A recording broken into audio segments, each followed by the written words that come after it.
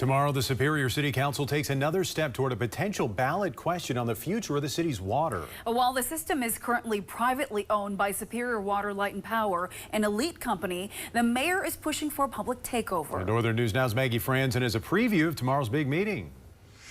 Who should own the water flowing into your home? A private company or the public?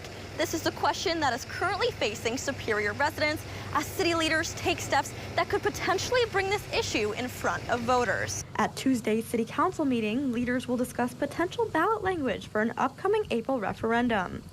Mayor Jim Payne says the question will ask Superior residents if they want the city's water utility to be publicly owned or remain in private hands. State law requires that voters decide this. It's important to note they are the ones buying this, not us.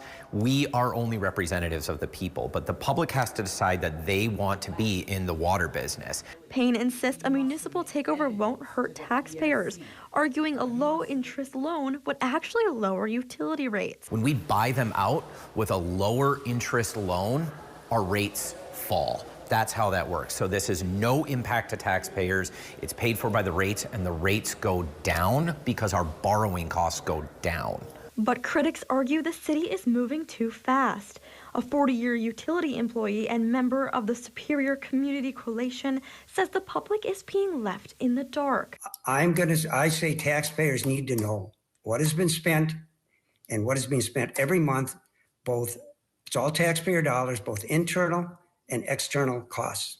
And that is not in the referendum. There's no requirement that it be visible what this is going to cost between now and April. Voters could get their first look at the proposed ballot question within the next few days. In Superior, Maggie Franzen, Northern News Now.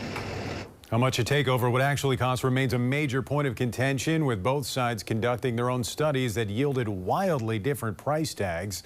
Ultimately, state regulators will determine the fair market value, a decision expected to involve contested case hearings.